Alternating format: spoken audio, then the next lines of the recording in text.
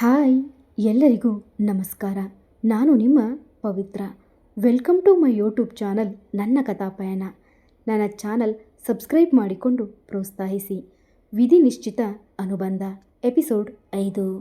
ತಮ್ಮನ ಜೊತೆ ಮಾತನಾಡಿದ ಮೇಲೆ ಮತ್ತೆ ಆ ವ್ಯಕ್ತಿ ಡಾಕ್ಟರ್ ಜೊತೆ ಮಾನ್ವಿತ ಆರೋಗ್ಯದ ಬಗ್ಗೆ ವಿಚಾರಿಸಿ ಮತ್ತು ಮಗು ಬೆಳವಣಿಗೆಗೆ ಮೆಡಿಸನ್ ಎಲ್ಲ ಅವಳ ಕೈಗೆ ಕೊಡುವುದಕ್ಕೆ ಹೇಳಿ, ಹಾಗೆ ಅವಳು ಎದ್ದ ಮೇಲೆ ಅವಳಿಗೆ ಫ್ರೆಶ್ ಜ್ಯೂಸ್ ತರಿಸಿ ಕೊಡುವುದಕ್ಕೆ ಹೇಳಿದ. ಅವಳು ಮಲಗಿದ ಕಾರಣ ಅವಳನ್ನು ಯಾವಾಗ ಕಾವಲು ಕಾಯುತ್ತಿದ್ದ ಬಾಡಿಗಾರ್ಡ್ಸ್ಗೆ ತಿಳಿಸಿ ಅಲ್ಲಿಂದ ಅವನು ಉಳಿದುಕೊಂಡ ಫ್ಲ್ಯಾಟ್ ಕಡೆ ಹೊರಟ. ಈಗ ಅವನು ಮುಂದೆ ಮಾಡಬೇಕಾಗಿದ್ದ ಕೆಲಸ ಇನ್ನು ತುಂಬ ಇತ್ತು. ಹಾಸ್ಪಿಟಲಲ್ಲಿ ಇದ್ದ ಮಾನ್ವಿತ ತುಂಬ ಸಮಯ ಚಂದದ ನಿದ್ದೆ ಮಾಡಿ ಕಣ್ಣು ಬಿಟ್ಟು ಎಲ್ಲಿದ್ದೀನಿ ಎಂದು ಜ್ಞಾಪಿಸಿಕೊಂಡಳು. ನಂತರ ಅವಳ ಪಕ್ಕವೇ ಒಬ್ಬಳು ನರ್ಸ್ ಕುಳಿತಿರುವುದನ್ನು ನೋಡಿ ಎದ್ದು ಕುಳಿತುಕೊಳ್ಳಲು ಪ್ರಯತ್ನಿಸಿದರೆ ನರ್ಸ್ ಅವಳಿಗೆ ಸಹಾಯ ಮಾಡುತ್ತಾ, ನೀವು ತಿಂಡಿ ಏನು ತಿಂದಿರಲಿಲ್ಲ ಅನಿಸುತ್ತೆ ಅಲ್ವಾ? ಡಾಕ್ಟರ್ ನಿಮ್ಮನ್ನು ಚೆಕಪ್ ಮಾಡ್ತಾ ಇದ್ರೆ ನೀವು ಹಾಗೆ ನಿದ್ದೆಗೆ ಜಾರಿಬಿಟ್ರೆ ನಿಮ್ಮನ್ನು ಡಿಸ್ಟರ್ಬ್ ಮಾಡೋಕ್ಕೆ ಅವ್ರಿಗೂ ಕೂಡ ಇಷ್ಟ ಇರಲಿಲ್ಲ. ಹಾಗಾಗಿ ಸ್ವಲ್ಪ ಹೊತ್ತು ಮಲಗಿರಲಿ ಅಂತ ಹೇಳಿದರು. ಬನ್ನಿ ಡಾಕ್ಟರ್ ಕ್ಯಾಬಿನ್ ಹೋಗೋಣ ಎಂದು ಡಾಕ್ಟರ್ ಹೇಳಿಕೊಟ್ಟ ಸುಳ್ಳನ್ನೇ ನರ್ಸ್ ಕೂಡ ಹೇಳಿದಳು. ಮಾನ್ವಿತ ಆಯಾಸದಲ್ಲೇ ಡಾಕ್ಟರ್ ಹತ್ತಿರ ಬಂದರೆ ಇನ್ನೊಬ್ಬಳು ನರ್ಸ್ ಬಂದು ಅವಳಿಗೆ ಕುಡಿಯುವುದಕ್ಕೆ ಫ್ರೆಶ್ ಜ್ಯೂಸ್ ಕೊಟ್ಟಳು. ಅದನ್ನು ನೋಡಿ, ಪರವಾಗಿಲ್ಲ, ನಾನು ಮನೆಗೆ ಹೋದ್ಮೇಲೆ ಕುಡಿತೀನಿ ಎಂದಳು. ನೋಡಿ ಮಾನ್ವಿತ, ನಿಮ್ಮ ಹೊಟ್ಟೆಯಲ್ಲಿರೋ ಮಗುಗೋಸ್ಕರ ಆದರೂ ನೀವು ಇದನ್ನು ಕುಡಿಲೇಬೇಕು. ಬೆಳಗ್ಗೆಯಿಂದ ಏನೂ ತಿಂದಿಲ್ಲ ಅಂತ ಗೊತ್ತಾಗ್ತಿದೆ ಎಂದರು ಡಾಕ್ಟರ್. ಸರಿ ಎಂದು ನರ್ಸ್ ಕೈಯಲ್ಲಿದ್ದ ಜ್ಯೂಸ್ ಪಡೆದು ಕುಡಿದಳು. ಅಷ್ಟರಲ್ಲೇ ಡಾಕ್ಟರ್ ಅವಳ ಕೈಗೆ ರಿಪೋರ್ಟ್ ಕೊಡುತ್ತಾ, ಮಗು ಆರೋಗ್ಯವಾಗಿದೆ, ನೀವು ಸ್ವಲ್ಪ ಹೆಚ್ಚು ನಿಮ್ಮ ಆರೋಗ್ಯದಲ್ಲಿ ಗಮನವಹಿಸಿ. ಹಾಗೆ ಇದು ವಿಟಮಿನ್ ಟ್ಯಾಬ್ಲೆಟ್ಸ್ ಮತ್ತು ವಿಟಮಿನ್ ಸಿರಪ್ ಎಂದು ಗರ್ಭಿಣಿಯರಿಗೆ ಕೊಡಬೇಕಾಗಿದ್ದ ಮೆಡಿಸನ್ನ ಅವಳಿಗೆ ಕೊಟ್ಟು ಟೈಮ್ ಸರಿಯಾಗಿ ತೆಗೆದುಕೊಳ್ಳುವುದಕ್ಕೆ ಹೇಳಿದರು. ಸರಿ ಎಂದು ಹೇಳಿ ಬಿಲ್ ಪೇ ಮಾಡಿದಳು. ಅದಾಗಲೇ ಆ ವ್ಯಕ್ತಿ ಎಲ್ಲ ಅಮೌಂಟ್ ಪೇ ಮಾಡಿದ್ದ. ಆದರೂ ಅನುಮಾನ ಬರಬಾರದು ಎಂದು ಅವಳು ಕೊಟ್ಟ ಅಮೌಂಟ್ ಪಡೆದಿದ್ದರು. ಅಷ್ಟೇ, ಇನ್ನು ಅವಳು ಆಚೆ ಬರುತ್ತಿದ್ದ ಹಾಗೆ ಇನ್ನೇನು ಕ್ಯಾಬ್ ಬುಕ್ ಮಾಡಬೇಕು ಅನ್ನುವ ಅಷ್ಟರೊಳಗೆ ಅವಳ ಮುಂದೆ ಟ್ಯಾಕ್ಸಿ ಬಂದು ನಿಂತಿತ್ತು. ಇನ್ನೂ ತುಂಬ ಹೊತ್ತು ಬಿಸಿಲಲ್ಲಿ ನಿಂತುಕೊಳ್ಳೋಕೆ ಆಗೋದಿಲ್ಲ ಎಂದು ಟ್ಯಾಕ್ಸಿ ಅವನಿಗೆ ಮನೆ ಅಡ್ರೆಸ್ ಹೇಳಿ ಮನೆ ಕಡೆ ಹೊರಟಳು. ಮನದಲ್ಲಿ ಹೇಳಿ ತೀರದ ಭಾವನೆ. ಪದೇ ಪದೇ ಅವಳ ಒಡಲನ್ನು ಮುಟ್ಟಿಕೊಳ್ಳುತ್ತಲೇ ಇದ್ದಳು. ಮನೆಗೆ ಹೋಗುತ್ತಿದ್ದ ಹಾಗೆ ಮಾವನ ಬಳಿ ಹೇಗಾದರೂ ಮಾಡಿ ಇವತ್ತು ರೋಹನ್ ಜೊತೆ ಮಾತನಾಡಲೇಬೇಕು ಎಂದು ನಿರ್ಧಾರ ಮಾಡಿದ್ದಳು. ಇನ್ನು ಆ ಟ್ಯಾಕ್ಸಿ ಕೂಡ ಆ ವ್ಯಕ್ತಿಯೇ ಕಳಿಸಿದ್ದ. ಅವಳು ಕುಳಿತುಕೊಳ್ಳುತ್ತಿದ್ದ ಹಾಗೆ AC ಆನ್ ಮಾಡಿ ತುಂಬ ಸ್ಲೋ ಆಗಿ ಕಾರ್ ಓಡಿಸುತ್ತಾ ಅವಳು ಹೇಳಿದ ಅಡ್ರೆಸ್ಗೆ ಬಂದು ತಲುಪಿದ್ದ ಡ್ರೈವರ್. ಮಾನ್ವಿತ ಟ್ಯಾಕ್ಸಿಯಿಂದ ಕೆಳಗಿಳಿದವಳೆ ಅವನ ಕೈಗೆ ದುಡ್ಡು ಕೊಟ್ಟು ರಿಪೋರ್ಟ್ ಮತ್ತು ಮೆಡಿಸನ್ ತೆಗೆದುಕೊಂಡು ಮನೆಯೊಳಗೆ ಬಂದರೆ ಅವಳ ಅತ್ತೆ ಮಾವ ಇಬ್ಬರೂ ಕೂಡ ಇರಲಿಲ್ಲ ಮನೆಯಲ್ಲಿ. ಕೆಲಸದವರ ಹತ್ತಿರ ಅತ್ತೆ ಮಾವ ಎಲ್ಲಿ ಎಂದು ವಿಚಾರಿಸಿದರೆ ಯಾವುದೋ ಅರ್ಜೆಂಟ್ ಕಾಲ್ ಬಂತು ಅಂತ ಹೋದರು ಅವರು ಎಂದರು. ಮನೆಗೆ ಬಂದವಳೆ ಕನ್ನಡಿಯ ಮುಂದೆ ನಿಂತು ಅವಳ ಹೊಟ್ಟೆಯನ್ನು ಮತ್ತೊಮ್ಮೆ ನೋಡಿಕೊಂಡು ರೋಹನ್ಗೆ ಕಾಲ್ ಮಾಡಿದಳು. ಬಟ್ ಅದು ಉಪಯೋಗಕ್ಕೆ ಬರಲಿಲ್ಲ. ಈಗಲೂ ಅವನು ಫೋನ್ ಕಾಲ್ಗೆ ಸಿಗಲೇ ಇಲ್ಲ. ಒಂದು ರೀತಿ ಬೇಸರದಲ್ಲೇ ಕಣ್ಣೀರು ಹಾಕುತ್ತಾ ಹಾಸಿಗೆ ಮೇಲೆ ಕುಳಿತುಕೊಂಡವಳು. ಯಾಕೆ ರೋಹನ್ ಹೀಗೆ ಮಾಡ್ತಾ ಇದ್ದೀರಾ? ನನ್ನಿಂದ ಅಂತ ತಪ್ಪಾದರೂ ಏನಾಯಿತು ಎಂದು ಕಣ್ಣೀರು ಹಾಕುತ್ತಲೇ ರೋಹನ್ ಅವಳನ್ನು ನೋಡಲು ಬಂದಿದ್ದನ್ನು ನೆನಪಿಸಿಕೊಂಡಳು. ಇದೊಂದು ಪುಟ್ಟ ಫ್ಲ್ಯಾಶ್ಬ್ಯಾಕ್. ಮಾನ್ವಿತಾಳ ಜೀವನದಲ್ಲಿ ಎಲ್ಲರೂ ಇದ್ದರೂ ಎಲ್ಲರಿಂದ ದೂರ ಆಗಿ ಕೆಲವು ವರ್ಷ ಅನಾಥಾಶ್ರಮದಲ್ಲಿ ಬೆಳೆದಿದ್ದಳು. ತನ್ನ ಎಜುಕೇಷನ್ ಕಂಪ್ಲೀಟ್ ಮಾಡಿಕೊಂಡು ಕೆಲಸ ಮಾಡುತ್ತಾ ಹಾಗೆ ಅನಾಥಾಶ್ರಮವನ್ನು ನೋಡಿಕೊಳ್ಳುತ್ತಿದ್ದಳು. ಇನ್ನು ಆ ಅನಾಥಾಶ್ರಮ ನಡೆಸುತ್ತಿದ್ದ ಗೋವಿಂದ್ ಅವರು 2 ವರ್ಷಗಳಿಂದ ಇವಳಿಗೆ ಮದುವೆ ಮಾಡಬೇಕೆಂದು ತುಂಬ ಗಂಡುಗಳನ್ನು ನೋಡಿದ್ದರು. ಇವಳು ಯಾರನ್ನು ಕೂಡ ಒಪ್ಪುತ್ತಲೇ ಇರಲಿಲ್ಲ. ಇನ್ನು ಅದೇ ಅನಾಥಾಶ್ರಮದ ಒಂದು ಫಂಕ್ಷನ್ಗೆ ಎಂದು ರೋಹನ್ ಗೆಸ್ಟ್ ಆಗಿ ಬಂದಿದ್ದ. ಅಂದು ಇವಳನ್ನು ನೋಡಿ ಇಷ್ಟಪಟ್ಟವನು ಗೋವಿಂದ್ ಅವರ ಹತ್ತಿರ ಇವಳ ಬಗ್ಗೆ ಮಾತನಾಡಿ ಮದುವೆಯಾಗುತ್ತೇನೆ ಎಂದು ಕೇಳಿದ್ದ. ನಂತರ ಈ ವಿಷಯ ಇವಳ ಕಿವಿಗೆ ಮುಟ್ಟಿದ್ದೇ ಅವನು ಯಾರು, ಅವನ ಬ್ಯಾಕ್ಗ್ರೌಂಡ್ ಏನು, ಅವನು ಹೇಗೆ ಎಂದು ಎಲ್ಲವನ್ನ ತಿಳಿದುಕೊಂಡವಳು ಮದುವೆಗೆ ಒಪ್ಪಿಗೆ ಸೂಚಿಸಿದ್ದಳು. ಇವನನ್ನು ಮದುವೆಯಾಗುವುದಕ್ಕೂ ಅವಳಿಗೊಂದು ಮುಖ್ಯವಾದ ಕಾರಣವಿತ್ತು. ಅವಳು ಮದುವೆಗೆ ಒಪ್ಪಿಕೊಂಡ ವಿಷಯ ಕೇಳಿ ಖುಷಿಯಾಗಿದ್ದ ಅವನು ಒಂದು 4 ಬಾರಿ ಅವಳನ್ನು ಭೇಟಿ ಮಾಡಿದ್ದನು ಅಷ್ಟೇ. ರೋಹನ್ ತಾಯಿಗೆ ಇವಳೇನು ಇಷ್ಟವಿರಲಿಲ್ಲ. ಯಾರೂ ಇಲ್ಲದ ಇಂಥವಳನ್ನು ಮನೆ ಸೊಸೆ ಮಾಡಿಕೊಳ್ಳಬೇಕಾ, ನಮ್ಮ ಅಂತಸ್ತಿಗೆ ಸರಿಹೊಂದುವ ಹುಡುಗಿಯನ್ನು ಮಗನಿಗೆ ತರಬೇಕು ಎನ್ನುವುದು ಅವರ ಆಸೆಯಾಗಿತ್ತು. ಅವರು ಯಾವುದೇ ಕಾರಣಕ್ಕೂ ಈ ಮದುವೆಗೆ ಒಪ್ಪಿಗೆ ಕೊಟ್ಟಿರಲಿಲ್ಲ. ಆದರೆ ರೋಹನ್ ಒಂದು ಸತ್ಯವನ್ನು ಹೇಳಿ ತಾಯಿಯನ್ನು ಒಪ್ಪಿಸಿದ್ದ. ವಿಧಿ ಇಲ್ಲದೆ ಅವರೂ ಕೂಡ ಒಪ್ಪಿಕೊಂಡಿದ್ದರು. ಇನ್ನು ರೋಹನ್ ಮಾನ್ವಿತಾ ಹತ್ತಿರ, ನಾನು ನೋಡಿದ ಮೊದಲ ನೋಟದಲ್ಲಿ ನೀವು ನನಗೆ ತುಂಬ ಇಷ್ಟ ಆಗಿದ್ದೀರ ಮಾನ್ವಿತಾ, ನಾನು ನಿಮ್ಮನ್ನು ತುಂಬ ಇಷ್ಟಪಡ್ತಾ ಇದ್ದೀನಿ, ನೀವು ಮದುವೆಗೆ ಒಪ್ಪಿಕೊಂಡಿದ್ದಕ್ಕೆ ಖುಷಿಯಾಯಿತು ಎಂದು ಹೇಳಿ ಮದುವೆಗಿಂತ ಮುಂಚೆ ಅವಳನ್ನು ತುಂಬ ಚೆನ್ನಾಗಿ ಕಾಳಜಿ ಮಾಡುತ್ತಿದ್ದ. ಅವನ ಒಳ್ಳೆಯ ಗುಣ ನೋಡಿ ಅವಳು ಕೂಡ ಮನಸೋತಿದ್ದಳು. ಇನ್ನು ಮದುವೆಯ ಕೆಲಸಗಳು ಕೂಡ ಪ್ರಾರಂಭವಾಗಿತ್ತು. ಅವಳಿಗೆ ಎಲ್ಲ ಶಾಸ್ತ್ರವನ್ನು ಅನಾಥಾಶ್ರಮದ ಕೆಲವು ಹಿರಿಯರೇ ಮಾಡಿದ್ದರು. ಹಾಗೆ ರೋಹನ್ ಅವರ ಸಂಪ್ರದಾಯದ ಪ್ರಕಾರ ಮದುವೆ ಸಿದ್ಧತೆ ನಡೆದಿತ್ತು. ಅವಳಂತೂ ಇಷ್ಟು ದೊಡ್ಡ ವ್ಯಕ್ತಿಯನ್ನು ಮದುವೆಯಾಗುತ್ತಿದ್ದೇನೆ, ಮದುವೆ ಆದ ನಂತರ ಅವರ ಜೊತೆ ತುಂಬ ಪ್ರೀತಿಯಿಂದ ಇದ್ದು ನಾನು ಅಂದುಕೊಂಡ ಹಾಗೆ ನಾನು ಇಷ್ಟಪಡುವವರನ್ನು ಇವರ ಮೂಲಕ ಹುಡುಕಬೇಕು ಎನ್ನುವ ಕಾತುರತೆಯಿಂದ ಕಾಯುತ್ತಿದ್ದಳು. ಅಂತೂ ಮದುವೆಯ ದಿನ ಬಂದೇ ಬಿಟ್ಟಿತು. ಅಂದು ರೋಹನ್ ಮತ್ತು ಮಾನ್ವಿತಾ ಮದುವೆ ಕೂಡ ರೋಹನ್ ಮನೆತನದ ಶಾಸ್ತ್ರದ ಪ್ರಕಾರ, ಅಂದರೆ ಹುಡುಗನ ತಲೆಗೆ ಒಂದು ಪೇಟ, ಅದು ಕೂಡ ಮಲ್ಲಿಗೆಯ ಹೂಗಳಿಂದ ಸಿಂಗಾರಗೊಂಡಿತು. ಹುಡುಗನ ಮುಖ ಕೂಡ ಕಾಣುತ್ತಿರಲಿಲ್ಲ. ಇನ್ನು ಮಾನ್ವಿತಾಗ ಕೂಡ ಚಂದದ ಕೆಂಪು ಬಣ್ಣದ ರೇಷ್ಮೆ ಸೀರೆ ಉಡಿಸಿ ಅವಳ ಮುಖಕ್ಕೂ ಕೂಡ ಕೆಂಪು ಪರದೆಯ ವಸ್ತ್ರದಿಂದ ಮುಚ್ಚಿದ್ದರು. ಅಂದು ಗುರು ಹಿರಿಯರ ಸಮ್ಮುಖದಲ್ಲಿ ಇವರಿಬ್ಬರ ಮದುವೆ ಆಗಿತ್ತು. ಎಲ್ಲರ ಹತ್ತಿರ ಆಶೀರ್ವಾದ ಕೂಡ ಪಡೆದಿದ್ದರು. ಇನ್ನು ನಂತರ ಮನೆ ತುಂಬಿಸಿಕೊಳ್ಳುವ ಶಾಸ್ತ್ರ ಹಾಗೂ ಮನೆ ಪೂಜೆ ಮಾಡುವ ಶಾಸ್ತ್ರ ಎಲ್ಲವನ್ನು ಕೂಡ ಖುಷಿಯಿಂದಲೇ ಮಾಡಿದ್ದಳು ಮಾನ್ವಿತಾ. ಇನ್ನು ರೋಹನ್ ತುಂಬ ಶ್ರೀಮಂತ. ಹನಿಮೂನ್ ಬೇರೆ ದೇಶಕ್ಕೆ ಕರೆದುಕೊಂಡು ಹೋಗುತ್ತಾನೆ, ಇಲ್ಲಿ ಇವನ ಜೊತೆ ಮಾತನಾಡಲೇಬೇಕು ಎಂದುಕೊಂಡಿದ್ದಳು.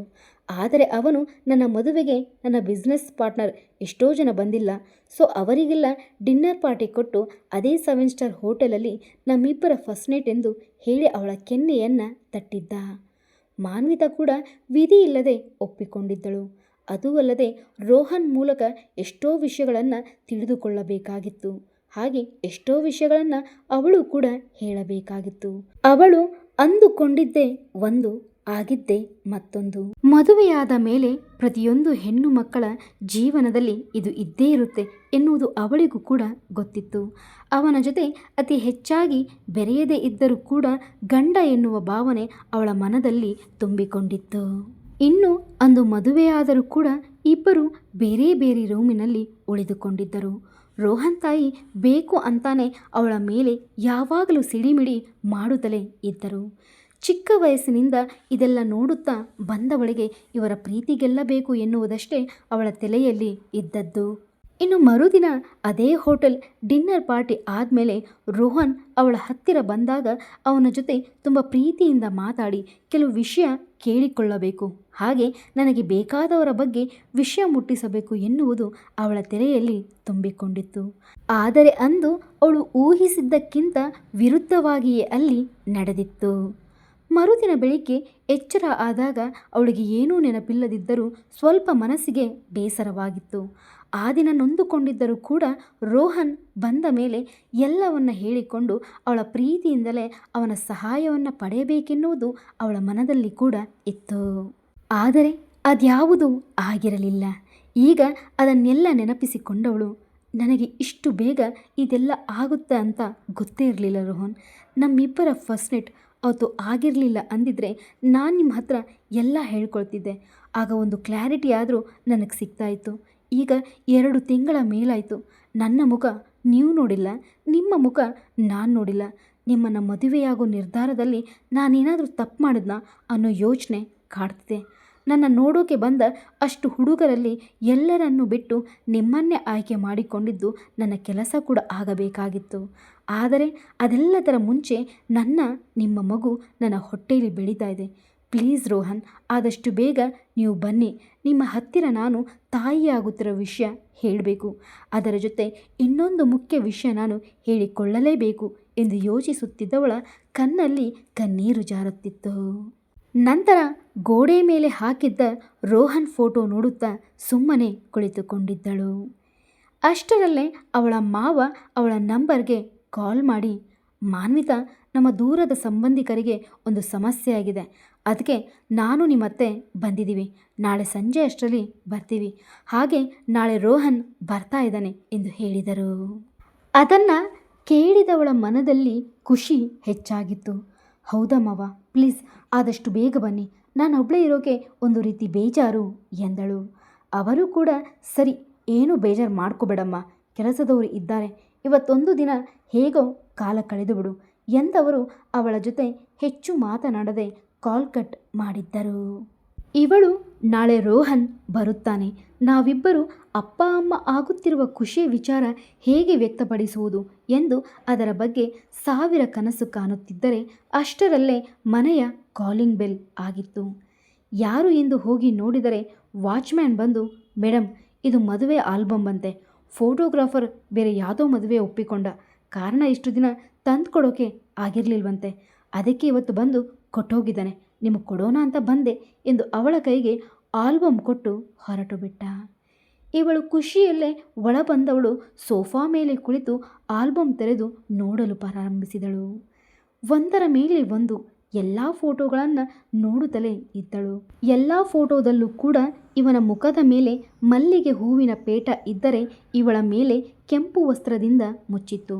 ಛೆ, ಮುಖ ಕಾಣುವ ಹಾಗೆ ಇಬ್ಬರು ಕೂಡ ಒಂದು ಫೋಟೋ ತೆಗೆಸ್ಕೋಬೇಕಾಗಿತ್ತು ಎಂದವಳು ಅವನು ತಾಳಿ ಕಟ್ಟುವ ಫೋಟೋ ಮೇಲೆ ಕೈಯಾಡಿಸುತ್ತಿದ್ದಳು. ತುಂಬ ತೀಕ್ಷ್ಣವಾಗಿ ಅದೇ ಫೋಟೋವನ್ನು 2-3 ಬಾರಿ ಗಮನಿಸುತ್ತಿದ್ದಳು. ಅಷ್ಟರಲ್ಲೇ ಅವಳ ಫೋನ್ ರಿಂಗ್ ಆಗಿತ್ತು. ಬಂದು ನೋಡಿದ್ರಾಯ್ತು ಎಂದು ಆಲ್ಬಮ್ ಎತ್ತಿಟ್ಟು ರೂಮಿಗೆ ಹೋಗಿ ಫೋನ್ ನೋಡಿದರೆ ಬೇರೆ ನಂಬರಿಂದ ಕಾಲ್ ಬರುತ್ತಿತ್ತು. ಯಾರಿದು ಎಂದುಕೊಂಡು ಕಾಲ್ ಪಿಕ್ ಮಾಡಿದವಳು, ಹಲೋ, ಯಾರು ಎಂದಳು. ಮಾನು, ನಾನು ರೋಹನ್ ಎಂದ. ಅವನ ಧ್ವನಿ ಕೇಳಿದ್ದೆ ಅಳು ಬಂದಿತ್ತು. ರೋಹನ್, ಯಾಕೆ ನೀವು ನನಗೆ ಕಾಲ್ ಮಾಡಿಲ್ಲ, ಏನಾಗಿತ್ತು ಎಂದಳು. ಮಾನು, ಸಾರಿ, ಈ 2 ಮಂತ್ಸಿಂದ ನೀನು ಕಾಲ್ ಮಾಡೋಕ್ಕಾಗಲಿಲ್ಲ, ಅಷ್ಟು ಕೆಲಸ ಇತ್ತು, ಒಂದು ಕ್ಷಣ ಕೂಡ ನನಗೆ ಬಿಡುವಿರಲಿಲ್ಲ, ನಿದ್ದೆ ಮಾಡೋಕ್ಕೂ ಕೂಡ ಟೈಮ್ ಸಾಕಾಗ್ತಿರಲಿಲ್ಲ, ಅದಕ್ಕೆ ನಿನಗೆ ಕಾಲ್ ಮಾಡೋಕ್ಕೆ ಆಗಲಿಲ್ಲ, ಬೇಜಾರು ಮಾಡ್ಕೋಬೇಡ, ನಾನು ನಾಳೆ ಬೆಂಗಳೂರು ಬರ್ತಾ ಇದ್ದೀನಿ, ಟೈಮ್ ಸರಿ ಊಟ ಮಾಡು, ಆರೋಗ್ಯ ನೋಡ್ಕೊ ಎಂದ. ಹಾಗೆ ಇಲ್ಲಿ ನೆಟ್ವರ್ಕ್ ಇಲ್ಲ ಎಂದವನು ಹೆಚ್ಚು ಮಾತನಾಡದೆ ಅವಳ ಮರು ಉತ್ತರಕ್ಕೂ ಕಾಯದೆ ಕಾಲ್ ಕಟ್ ಮಾಡಿಬಿಟ್ಟ. ಒಂದು ಕಡೆ ಅವಳಿಗೆ ಖುಷಿ, ಇನ್ನೊಂದು ಕಡೆ ಒಂದು ನಿಮಿಷ ಸಹ ಮಾತನಾಡೋಕೆ ಆಗದಿರುವಷ್ಟು ಬ್ಯುಸಿನ ಎನ್ನುವ ದುಃಖ. ಒಟ್ಟಿನಲ್ಲಿ ನಾಳೆ ಅವನು ಬರುತ್ತಾನೆ ಎನ್ನುವ ಖುಷಿಯಲ್ಲಿ ಅವಳ ಒಡಲನ್ನು ಸವರಿಕೊಂಡಳು. ನಂತರ ಮಗುಗೋಸ್ಕರ ಎಂದು ಹೊಟ್ಟೆ ತುಂಬ ಊಟ ಮಾಡಿ ಟ್ಯಾಬ್ಲೆಟ್ ನುಂಗಿ ಸ್ವಲ್ಪ ಹೊತ್ತು ಮಲಗೋಣ ಎಂದು ರೂಮ್ ಸೇರಿ ಬಿಟ್ಟಳು. ಅವಳನ್ನು ಇನ್ನು ನೋಡಬೇಕಾಗಿದ್ದ ಆಲ್ಬಮ್ ಅಲ್ಲಿಯೇ ಅನಾಥವಾಗಿ ಸೋಫಾ ಮೇಲೆ ಬಿದ್ದಿತ್ತು. ಅದನ್ನು ಸರಿಯಾಗಿ ಗಮನಿಸಿದ್ದರೆ ಏನೋ ಒಂದು ಸುಳಿವಾದರೂ ಸಿಗುತ್ತಿತ್ತು ಮುಂಚಿತವಾಗಿ. ಈಗ ಇನ್ನು ಈ ಕಡೆ ಶ್ರೇಯಾಳ ಪ್ರತಿಯೊಂದು ನಡೆಯನ್ನು ಅಬ್ಸರ್ವ್ ಮಾಡುತ್ತಿದ್ದ 2ನೇಯ ರಾಯ್ ಕುಟುಂಬದ ವ್ಯಕ್ತಿ ಮಾನ್ವಿತಾ ಗರ್ಭಿಣಿಯಾಗಿದ್ದಾಳೆ. ಶ್ರೇಯಾ ಯಾಕೆ ಇನ್ನೂ ಗರ್ಭಿಣಿಯಾಗಿಲ್ಲ ಎನ್ನುವುದೇ ಅವನ ತಲೆಯಲ್ಲಿ ಓಡುವ ಪ್ರಶ್ನೆಯಾಗಿತ್ತು. ನಂತರ ಅವನೇ ಒಂದು ಐಡಿಯಾ ಮಾಡಿದವನು ಅವಳ ಲಂಚ್ ಟೈಮಲ್ಲಿ ಅವಳಿಗೆ ತಿಳಿಯದ ಹಾಗೆ ಅಲ್ಲೇ ಒಬ್ಬ ಹುಡುಗನ ಮೂಲಕ ಅವಳು ಊಟ ಮಾಡುತ್ತಿದ್ದ ಊಟಕ್ಕೆ ನಿದ್ದೆ ಮಾತ್ರೆಯನ್ನು ಬೆರೆಸಿದ್ದ. ಅದು ಗೊತ್ತಿಲ್ಲದೆ ಅವಳು ಹೊಟ್ಟೆ ತುಂಬ ಊಟ ಮಾಡಿ ಮತ್ತೆ ಕೆಲಸ ಮಾಡೋಕೆ ಎಂದು ಡೆಸ್ಕ್ ಬಳಿ ಬಂದಾಗ ಹಾಗೆ ನಿದ್ದೆಗೆ ಜಾರಿದ್ದಳು. ಅವನು ನೇರವಾಗಿ ಅವಳ ಬಳಿ ಬಂದಿದ್ದೇ ಅವಳನ್ನು ತನ್ನ ತೋಳುಗಳಲ್ಲಿ ಎತ್ತಿಕೊಂಡು ಪಾರ್ಕಿಂಗ್ ಬಳಿ ಬಂದವನು ಅವಳನ್ನು ಕಾರ್ ಹಿಂಬದಿ ಮಲಗಿಸಿ ಹಾಸ್ಪಿಟಲ್ ಕಡೆ ಕಾರ್ ತಿರುಗಿಸಿದ್ದ. ಇನ್ನು ಆ ಕಂಪನಿಯ ಮ್ಯಾನೇಜ್ಮೆಂಟ್ ಎಲ್ಲ ರಾಯ್ ಕುಟುಂಬದ ಅಂಡರಲ್ಲಿ ಬರುವ ಕಾರಣ ಯಾರೊಬ್ಬರೂ ಏನು ಪ್ರಶ್ನೆ ಮಾಡಲಿಲ್ಲ. ಒಂದು ಪ್ರತಿಷ್ಠಿತ ಹಾಸ್ಪಿಟಲ್ ಹತ್ತಿರ ಅವನ ಕಾರ್ ನಿಲ್ಲಿಸಿದವನೇ ಅವಳನ್ನು ತೋಳಿನಲ್ಲಿ ಎತ್ತಿಕೊಂಡು ಹಾಸ್ಪಿಟಲ್ ಒಳಗೆ ಹೊರಟ. ಮೊದಲೇ ಡಾಕ್ಟರ್ಗೆ ಕಾಲ್ ಮಾಡಿ ತಿಳಿಸಿದ ಕಾರಣ ನೇರವಾಗಿ ವಾರ್ಡ್ ಒಳಗೆ ಬಂದವನು ಅವಳನ್ನು ಬೆಡ್ ಮೇಲೆ ಮಲಗಿಸಿ ಡಾಕ್ಟರ್ ಕಡೆ ನೋಡಿದ. ಅರ್ಥ ಮಾಡಿಕೊಂಡ ಲೇಡಿ ಡಾಕ್ಟರ್ ಶ್ರೇಯನ ಪರೀಕ್ಷಿಸಲು ನಿಂತರು. ಅವಳನ್ನು ಸಂಪೂರ್ಣವಾಗಿ ಚೆಕ್ ಮಾಡಿದ ಮೇಲೆ ಅವನ ಕಡೆ ನೋಡುತ್ತಾ, ಹೌದು, ನಿಮ್ಮ ಗೆಸ್ ಕರೆಕ್ಟ್ ಆಗಿದೆ, ಇವರು ಪ್ರೆಗ್ನೆಂಟ್ ಎಂದರು. ಅವನ ಖುಷಿ ಮಿತಿ ಮೀರಿತ್ತು. ಖುಷಿಯಲ್ಲೇ ಹೇಗೆ ಏನು ಮಾತನಾಡಬೇಕೆಂದು ತಿಳಿಯಲಿಲ್ಲ ಅವನಿಗೆ. ಇಷ್ಟು ವೀಕ್ ಆಗಿದೆ, ಯಾಕೆ ಅವಳಿಗೆ ಏನೂ ಸುಸ್ತಾಗ್ತಾ ಇಲ್ಲ, ನಾನು ಅಬ್ಸರ್ವ್ ಮಾಡಿದ ಹಾಗೆ ಅವಳು ವಾಂತಿ ಕೂಡ ಮಾಡಿಲ್ಲ ಎಂದ. ಕಾರಣ ಅವಳ ಬಗ್ಗೆ ಪ್ರತಿಯೊಂದು ಅಪ್ಡೇಟ್ಸ್ ಕೂಡ ಅವನಿಗೆ ಬಂದು ತಲುಪುತ್ತಿತ್ತು. ಅವನು ಕೇಳುವ ರೀತಿಗೆ ಡಾಕ್ಟರ್ಗೆ ನಗು ಬಂದಿತ್ತು. ಒಬ್ಬೊಬ್ಬರ ಬಾಡಿ ಒಂದೊಂದು ರೀತಿ. ಕೆಲವೊಬ್ಬರಿಗೆ 4 ಅಥವಾ 5 ತಿಂಗಳು ತುಂಬಿದ ಮೇಲೆ ಆಯಾಸ, ವಾಂತಿ ಶುರುವಾಗುತ್ತೆ. ಸ್ವಲ್ಪ ಇವರು ಹೀಗೆ ಇದ್ದಾರೆ, ಎಷ್ಟು ವೀಕ್ ಅಂತ ಸ್ಕ್ಯಾನ್ ಮಾಡಿ ಚೆಕ್ ಮಾಡ್ತೇನೆ, ಇವರನ್ನು ಸ್ಕ್ಯಾನಿಂಗ್ ರೂಮ್ ಹತ್ರ ಕರ್ಕೊಂಡು ಬನ್ನಿ ಎಂದು ಹೊರಟರೆ ಇವನು ಖುಷಿಯಲ್ಲೇ ಶ್ರೇಯಾ ಬಳಿ ಬಂದು ಅವಳ ಮುಂಗುರುಳನ್ನು ಕಿವಿ ಹಿಂದೆ ಸರಿಸುತ್ತಾ, ಹೇ ಮೋಸ್ಕಾತಿ, ನೀನು ಮೋಸ ಮಾಡಿ ಹೋದೆ. ಆದರೆ ನಾನು ನಿನಗಿಂತ ಬುದ್ಧಿವಂತ ಕಣೆ. ನಿನಗೆ ಮೋಸ ಮಾಡಿ ನಮ್ಮಿಬ್ಬರ ಮಗನ ನಿನ್ನ ಹೊಟ್ಟೆಯಲ್ಲಿ ಬರೋ ಹಾಗೆ ಮಾಡಿದ್ದೀನಿ. ಇದಿನ್ನೂ ಆರಂಭ. ನೀನು ಅವಳು ಅನುಭವಿಸೋದು ತುಂಬ ಇದೆ. ಆದರೆ ನನ್ನ ಮಗು ಆಗುವವರೆಗೂ ನೀನು ನನ್ನ ಜವಾಬ್ದಾರಿ. ನಿನ್ನ ಚೆನ್ನಾಗಿ ನೋಡಿಕೊಳ್ಳುವುದು ಕೂಡ ನನ್ನ ಕರ್ತವ್ಯ. ಎಷ್ಟು ಪ್ರೀತಿ ಮಾಡಿದ್ದೆ ನಾನಿನ್ನ, ಮೋಸ ಮಾಡಿಬಿಟ್ಟೆಲೆ ನನಗೆ ಎಂದು ಒಮ್ಮೆ ಕೋಪದಲ್ಲಿ ಒಮ್ಮೆ ಪ್ರೀತಿಯಲ್ಲಿ 2 ಬಾರಿ ಅವಳನ್ನು ನೋಡಿದವನು ಅವಳ ಒಡಲ ಸವರಿ ಅವಳನ್ನು ತನ್ನ ತೋಳುಗಳಲ್ಲಿ ಎತ್ತಿಕೊಂಡು ಸ್ಕ್ಯಾನಿಂಗ್ ರೂಮ್ ಬಳಿ ಬಂದ. ಅಲ್ಲಿರುವ ಬೆಡ್ ಮೇಲೆ ಮಲಗಿಸಿದ. ನಂತರ ಡಾಕ್ಟರ್ ಅವಳನ್ನು ಚೆಕ್ ಮಾಡುತ್ತಾ ಇದ್ದರೆ ಇವನು ಕೈ ಕಟ್ಟಿ ಆ ಪರದೆ ಮೇಲೆ ಬರುತ್ತಿರುವ ಮಗುವಿನ ಚಿತ್ರವನ್ನು ನೋಡುತ್ತಿದ್ದ. ಅವನ ಕಣ್ಣಲ್ಲಿ ಖುಷಿಯ ಕಣ್ಣೀರು ತುಂಬಿತ್ತು. ನನ್ನ ಮಗು, ನಾನು ಕೂಡ ಅಪ್ಪ ಆಗ್ತಾ ಇದ್ದೀನಿ.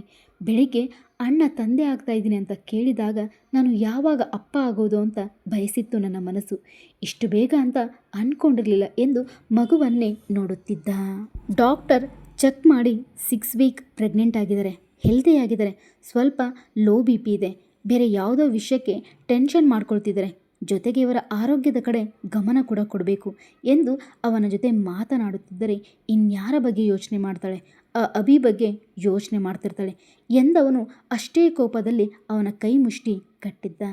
ನಂತರ ಡಾಕ್ಟರ್ ಕಡೆ ನೋಡುತ್ತಾ, ನೋಡಿ, ಇನ್ನೆರಡು ದಿನ ಕಂಪಲ್ಸರಿಯಾಗಿ ಅವಳಿಗೆ ಸುಸ್ತಾಗಬೇಕು, ಹಾಗೆ ವಾಮಿಟಿಂಗ್ ಕೂಡ ಆಗಬೇಕು. ಅದೇನು ಮಾಡ್ತಿರೋ ನನಗೆ ಗೊತ್ತಿಲ್ಲ ಎಂದ.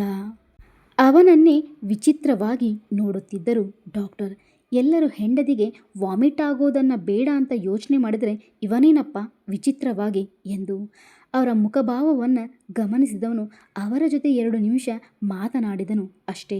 ಅವರು ಅವನು ಹೇಳಿದ್ದಕ್ಕೆ ಸರಿ ಎಂದು ತಲೆಯಾಡಿಸಿದರು. ಕತೆ ಹೇಗೆ ಬರುತ್ತಿದೆ ಅಭಿಪ್ರಾಯ ತಿಳಿಸೋದು ಮರಿಬೇಡಿ. ಹಾಗೆ ವಿಮರ್ಶೆ ಮಾಡುತ್ತಿರುವ ಎಲ್ಲರಿಗೂ ತುಂಬ ಹೃದಯದ ಧನ್ಯವಾದಗಳು. ಇಂತಿ ನಿಮ್ಮ ಪವಿತ್ರ. ನನ್ನ ಚಾನಲ್ ಸಬ್ಸ್ಕ್ರೈಬ್ ಮಾಡಿಕೊಂಡು ಪ್ರೋತ್ಸಾಹ ನೀಡಿ.